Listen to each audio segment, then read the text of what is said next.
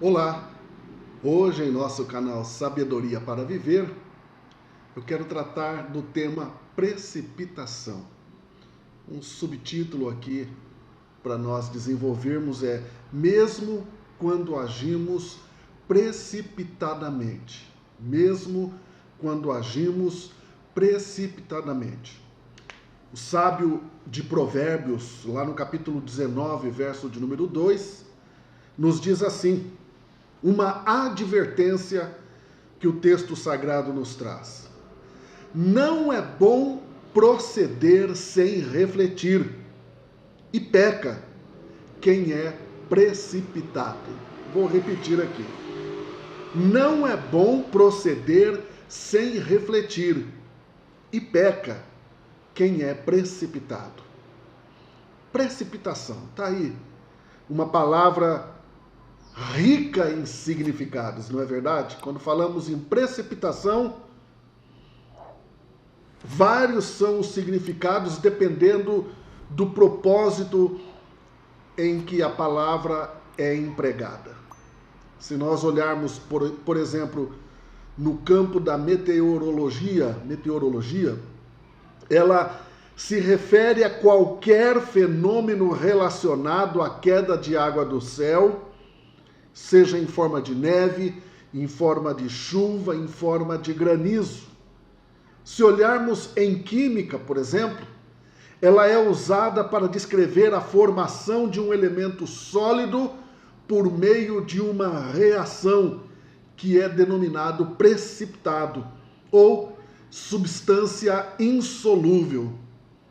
Todavia, e é nisso que nós queremos focar, aplicada ao comportamento humano, a palavra precipitação diz respeito a atos apressados, impensados, inconsequentes que alguém venha a praticar. Portanto, o precipitado é aquele que geralmente age sem refletir nas consequências dos seus atos. Num jargão popular, diríamos que é aquele que chuta o pau da barraca. Ele não se importa que a barraca vai cair. Esse pau da barraca aqui faz menção àquele mastro central do circo, que segura a lona do circo. Quando você tira ele, toda ela tem a precipitação, cai, não é mesmo? Então, é justamente isso.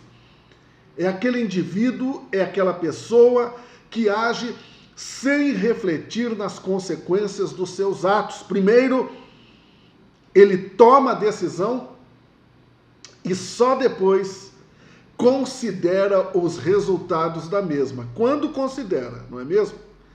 E nesse sentido, nós temos aqui uma figura notável. Está lá nos capítulos 11 e 12, claro, a história de Jefté resumida aqui nesses dois capítulos do livro de Juízes. Jefté, que foi um dos juízes, um dos líderes de Israel no período dos juízes, tem da sua história, da sua vida, um exemplo de uma pessoa precipitada e que cometeu, por conta da sua precipitação, um grande erro. Um grande erro. Rapidamente aqui, quem foi Jefté? Um filho marginalizado dentro da sua própria família, dentro do seu próprio povo, por ser fruto de uma infidelidade do seu pai. Muito bem.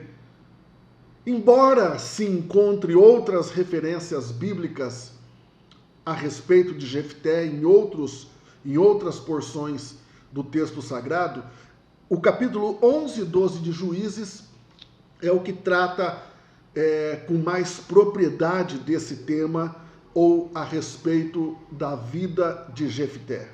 Após ter sido eleito juiz de algumas tribos de Israel, não todo o povo de Israel, mas algumas tribos de Israel, e tendo para isso recebido a capacitação do Espírito Santo do Senhor para uma batalha contra os amonitas, Jefté antes mesmo do início da batalha, fez um voto ao Senhor.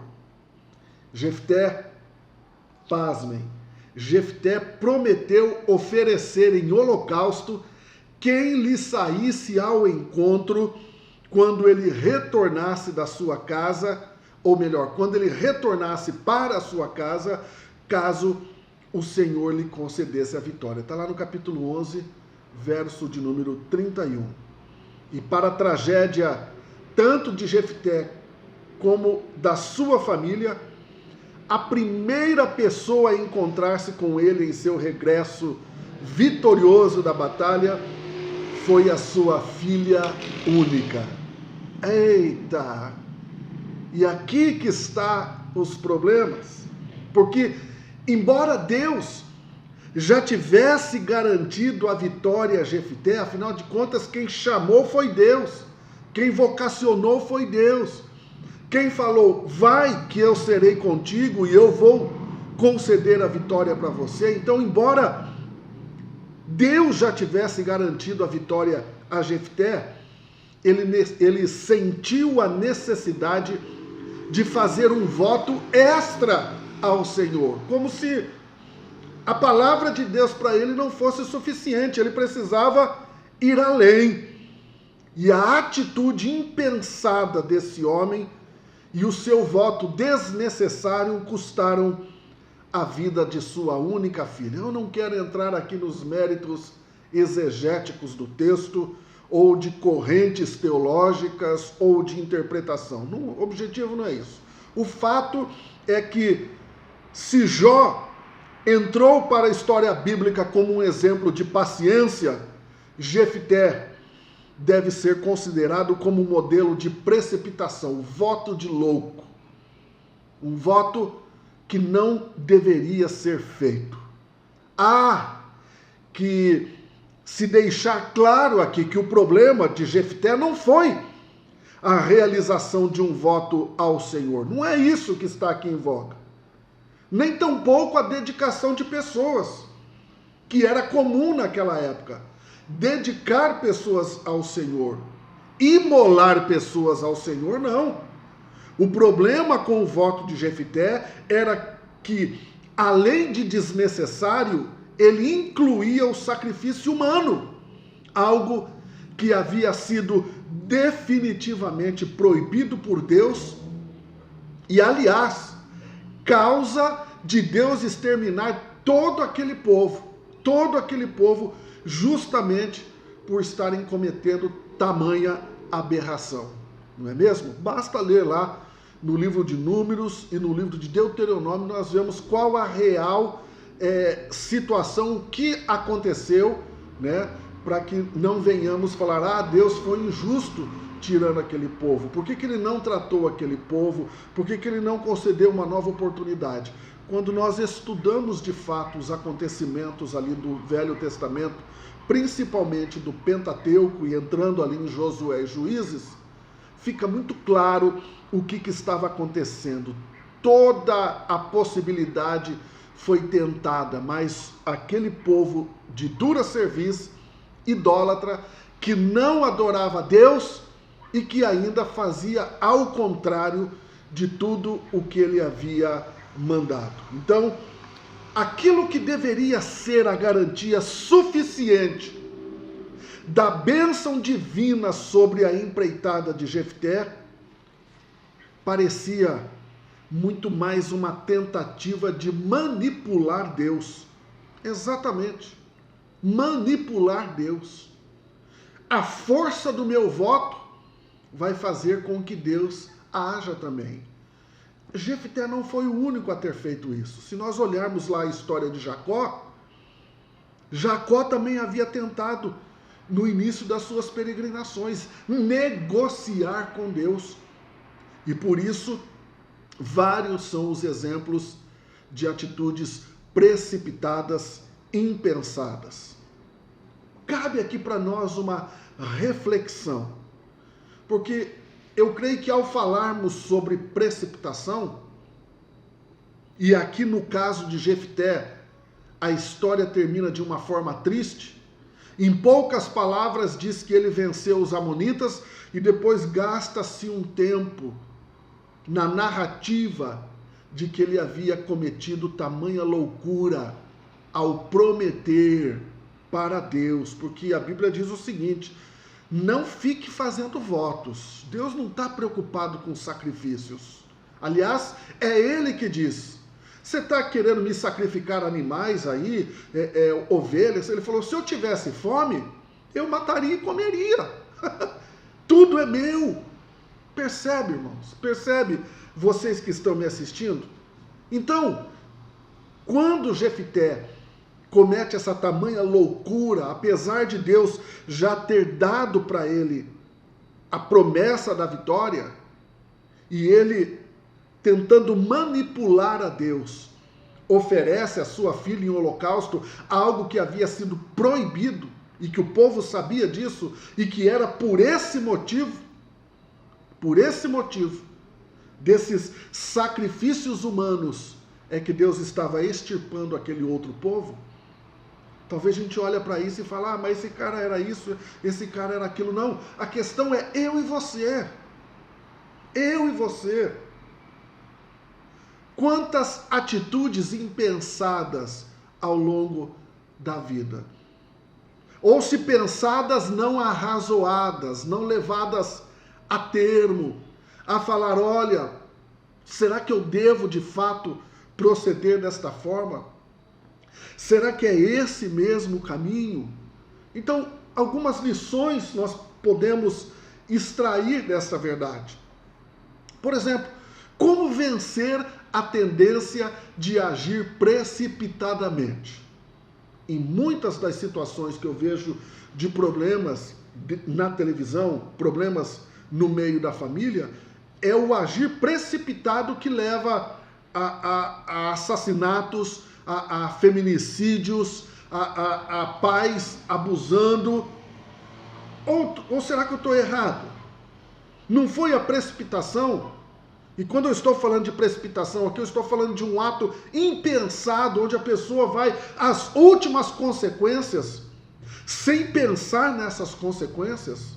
Então, como vencer a tendência de agir precipitadamente? Se você nunca agiu precipitadamente, se você nunca teve, né, uma intenção de agir precipitadamente, então não é para você. Embora a Bíblia diga o seguinte: quem pensa estar em pé, veja que não caia. Mas se você em algum momento da sua vida já se viu tentado a agir precipitadamente, então como vencer essa tendência de agir precipitadamente?